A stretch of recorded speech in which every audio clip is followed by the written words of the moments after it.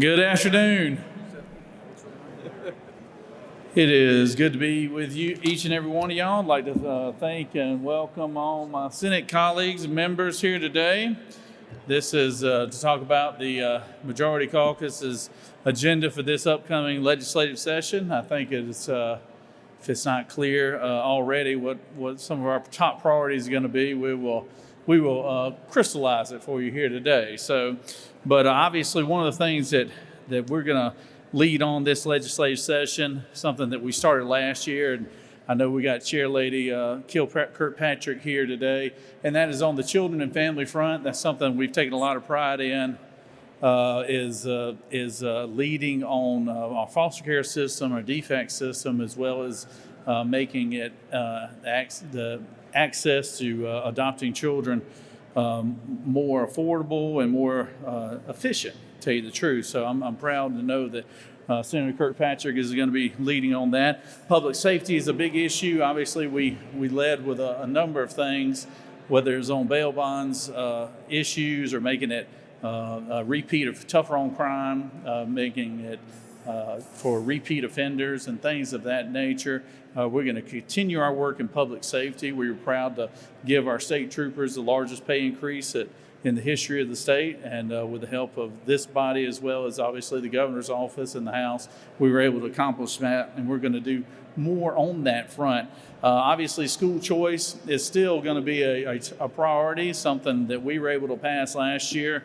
Out of the Senate for the first time was a school choice measure, which would, I think, empower our parents and students and give them the ability to have more options for their children.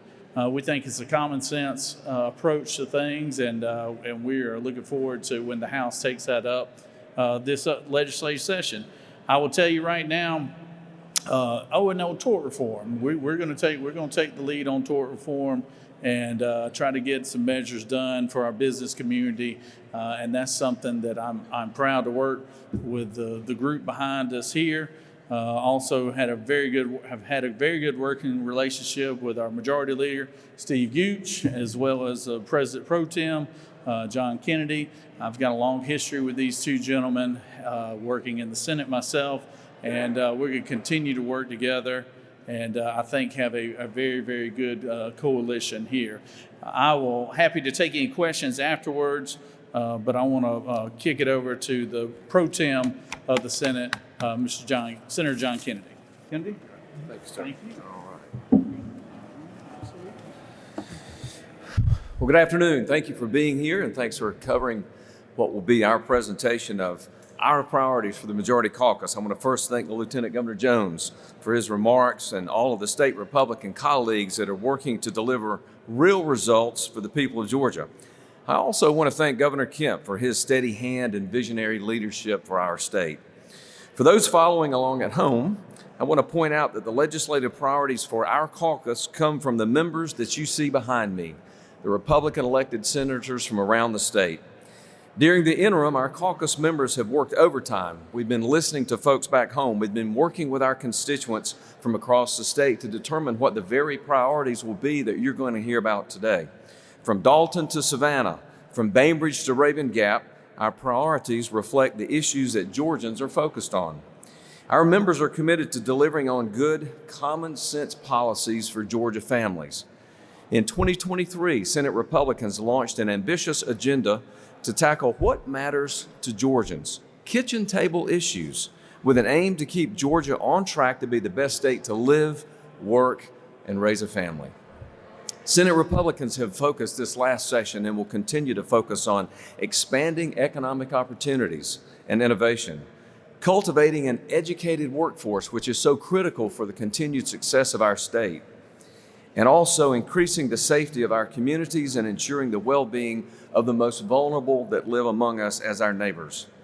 For the past 2 years, under the leadership of Chairman Blake Tillery and Chairman Chuck Hufstetler, Senate Republicans have delivered over $2 billion in income tax and property rebates for hardworking Georgians.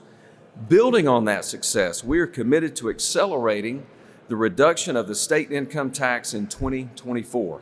Because unlike some politicians in Washington, Senate Republicans believe that the unused tax dollars that make their way to the Capitol really belong to the pockets of Georgians, not overfunded government programs.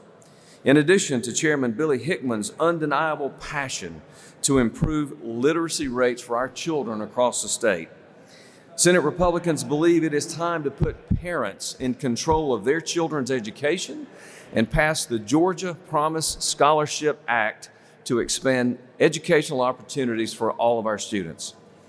We believe that student success should not be limited by the zip code in which the child lives, and students should not be trapped in an underperforming school. I want to thank Chairman Greg Dolezal for sponsoring this legislation, and I want to thank Governor Kemp and Lieutenant Governor Jones for your commitment to getting school choice done this year in the 2024 session. With $24 billion in economic development in 2023 alone, Senate Republicans are committed to building a robust workforce and cutting red tape to ensure that our businesses stay open and Georgians are able to stay on the job. Spearheaded by Chairman Larry Walker, Senate Republicans are working towards streamlining employment pathways for veterans and military spouses and recruiting much-needed medical personnel for our state to staff the healthcare needs that we have across Georgia. In addition to growing our workforce, it is past time to provide relief from frivolous lawsuits that clog our courts, delay justice for everyday Georgians who need access to those courthouses, and stifle the business community. I want to thank Governor Kemp and again Lieutenant Governor Jones for their willingness to support new tort reform initiatives this session.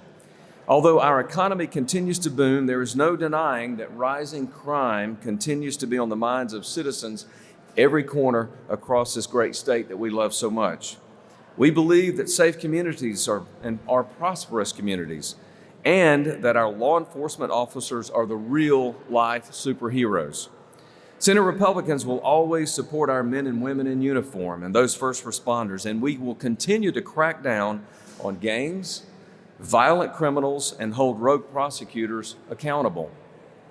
That's why we must pass bail bond reform to keep violent criminals and repeat offenders off the street. I want to thank Whip Randy Robertson and our Public Safety Committee Chairman John Albers, both behind me, for leading the charge on creating a safer Georgia for all of us. Before I hand it off to my good friend, the Majority Leader Steve Gooch, to reveal exactly what our caucus priorities are for 2024, I want to thank each and every member of this caucus for your tireless efforts to improve our state. If your senator is behind me right now, I want you to know that they are focused on delivering results for you at home. This team, under the leadership of our Pro Tem office and the Majority Leader's office, and our Lieutenant Governor, who has worked so hard to work with our Senate and is making great strides in the efforts that we need for a better Georgia, know that our brightest days are ahead of us. And with that, I'd like to turn it over to our Majority Leader for him to share more details on our caucus priorities. Thank you. Thank you, sir. Thank you, Pro Tem Kennedy. Thank you, Governor Jones. I stand before you representing the men and women behind me to discuss further the details and follow up from last year's huge success we had in the General Assembly and primarily in the Senate. Big ideas can come at an instant, but big wins take preparation, study, hard work, persistence, and time to accomplish. So here we are in 2024, the second year of our two-year session, and we're looking for a big finish. We've had several momentous efforts that in one form or another began a year ago, and Senate Republicans are determined to finish the drill. Before we get down to the unfinished business, I want to highlight a few senators that helped us get off to a great start last year. First, Senator Billy Hickman began a comprehensive Senate-led effort to improve literacy in our state. Our aspirational goal of bringing our literacy rates in line with rising graduation rates are becoming a reality. This kind of ambitious undertaking doesn't happen overnight and requires a multifaceted approach. So Senator Hickman has a few more tools he wants to add to the toolbox, including expanding access to pre-K. As these new ideas take shape over the coming weeks, Senator Hickman has our unwavering support. Thank you for your leadership, Senator Hickman. Similarly, Senator Kay Kirkpatrick has spearheaded the Senate's efforts to strengthen our foster care system. As chair of the newly formed Children and Families Committee with the full backing of Lieutenant Governor Jones, Senator Kirkpatrick ushered several bills to improve conditions for foster children and parents last year. Senator Kirkpatrick hosted a study committee over the summer looking to build on our initial success that will produce several new initiatives this session, including increasing permanency within the foster care program and retaining caseworkers at DFACS. Thank you, Senator Kirkpatrick, and thank you, Lieutenant Governor Jones, for all that you do for our state's most vulnerable children. Additionally, last year was marked by a monumental tax relief effort, $1 billion for state income taxpayers, $1 billion more for property owners, multiple suspensions of the gas tax throughout the year while hardworking Georgians were feeling the crush of Biden inflation, all at the time when Washington, D.C. was racking up massive debts, high gas prices, and unaffordable mortgage rates. We did not get into the strong fiscal position to deliver historic tax relief without strong leadership from Governor Kemp, leadership from Governor Jones, and leadership from our Speaker, John Burns. And within our caucus, steady, strong leadership from Senate Finance Chair Chuck Hufstetler and Senate Appropriations Chair Blake Tillery were there the whole step of the way. This year, we will be accelerating the largest income tax cut in our state's history, but our caucus wants to do more, even more, for the taxpayers. Specifically, homeowners. Chairman Hufstetler's Senate Bill 349 will provide a floating homestead exemption statewide to exempt property tax increases over 3%. With homeowners being squeezed by increasing assessments and high interest rates, Senate Bill 394 is a Republican-led priority. Tax policy is one of the main drivers of our state's overall economic prosperity. Lower taxes are welcomed by residents and by businesses alike. Another important contributor to our overall economic environment is our litigation climate. The Senate has tested the waters on civil justice reform in recent years. Numerous senators that stand behind me, such as Senators Kennedy, Senators Calzert, Sean Steele, Jason Anavatarte, myself, and many others have spent the last 4 years traveling this state, gathering data and facts on the needs for civil justice reforms in our state. Now, with the Lieutenant Governor's help, we will pass legislation limiting direct action lawsuits in Georgia. This legislation will lead to more access for personal and commercial insurance coverage for all of Georgians. In addition to his important budget duties, Chairman Tillery, you heard me, Chairman Blake Tillery is going to help us get a meaningful tort reform bill across the finish line in this year's session. Senator Greg Dolezal has also been working on a premises liability bill, which I believe should receive strong consideration by the Senate this session. But I know Senator Dolezal is going to be busy finishing the drill on another piece of important legislation called the education bill, primarily dealing with parental choice. Senator Dolezal's Senate Bill 233, the Georgia Promise Scholarship Act, will provide school choice for students trapped in underperforming public schools. This bill is a thoughtful piece of compromise that came through our Senate last year. It received unanimous support from our caucus before stalling in the House late in last year's session. We believe that the House has come to grips with this piece of legislation, and they will be moving it forward in the coming days and weeks ahead.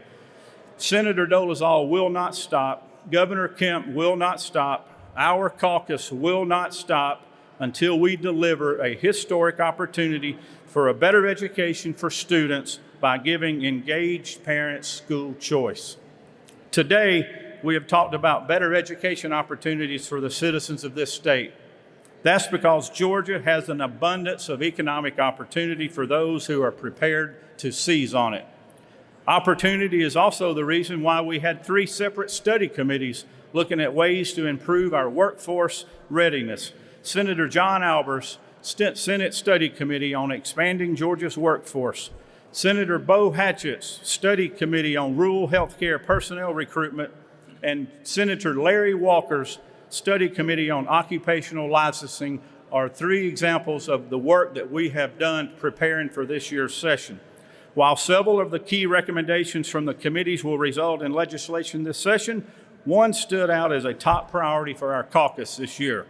With Senator Walker's help, we will develop a military medics and corpsmen's program similar to the Virginia model, where we can offer career and credentialing pathways for veterans and military spouses seeking employment in Georgia's healthcare system.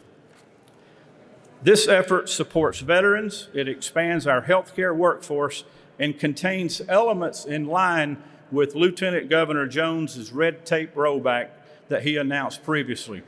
This initiative, with many other senators behind us, are going to implement these priorities as we go forward in the coming weeks. Finally, I would be remiss if I did not mention one of the most overlooked components to economic development, and that is safe communities. Led by Senator John Albers, our Public Safety Chairman, and our Majority Whip, Randy Robertson, Senate Republicans had an impactful year for public safety in 2023, cracking down on gangs, repeat offenders, and violent felons in our state.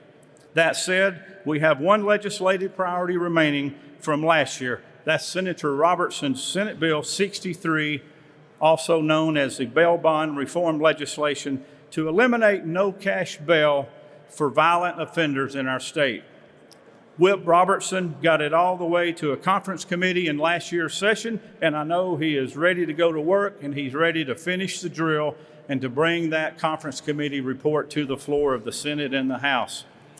In doing so, we will close the revolving door that lets violent criminals back out on our streets way too easily in Georgia. In summary, the Senate will be laser focused on big ideas, boosting literacy, improving foster care, expanding our workforce, and big wins, massive tax relief, school choice, and safer streets in our state. Every one of these accomplishments in their own right are generational opportunities to make life better for the people we serve. Big ideas, big wins, and a big finish to this 2023-2024 convening of the Georgia General Assembly. These are very important issues Senate Republicans will deliver for everyday Georgians in 2024 session. And that's why Senate Republicans are committed to finishing the drill. Thank you for attending today's press conference. I'm happy to take a few questions at this time. For you, Representative Governor Jones, the decision to go forward and work for Governor said this is a year effort. Do you think you've got the votes to pass something that's going to be for decades here in Georgia for the state? Well, there's only one way to find out, Greg. As you well know, we've never been afraid of putting things on the floor. You know, if once they're presented, brought to us by members. And look, if there's one thing I heard from the business community, as well as I know these senators can speak to this, one thing we heard from the business community more than anything else was the climate in which we're in right now, as far as the tort climate that we're in right now, and they needed to see something substantively for the General Assembly. I think what the governor's doing is great in gathering a lot of information and leading on that, from gathering it from the business, from the insurance companies and things of that nature. But there's some things out there that we already know that could be done that we've presented in years past, and we just didn't have the horsepower to get it done. Yes, ma'am.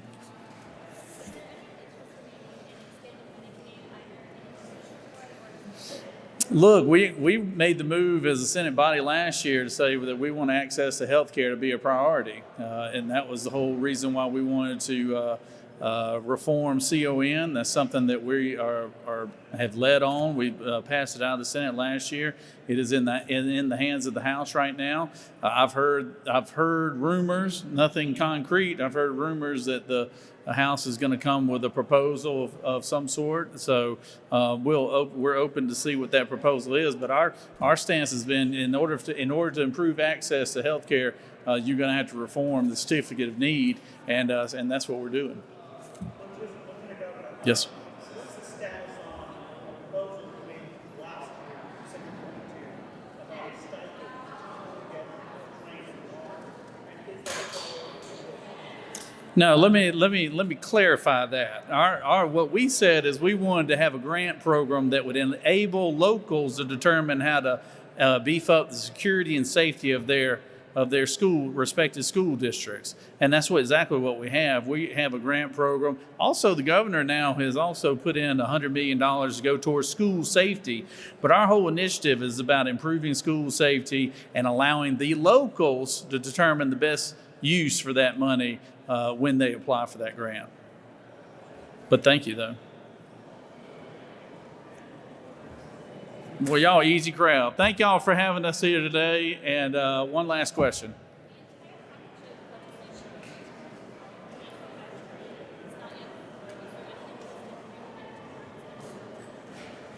I think mental health is obviously going to be a part of the conversation this legislative session. And parts of 520 or of things that our committee, our Chairman Watson brought forward, discussed last year, and there are parts of it that we really like on the Senate side. There's other parts that we thought needed a little work, and we're going to continue to work on those things.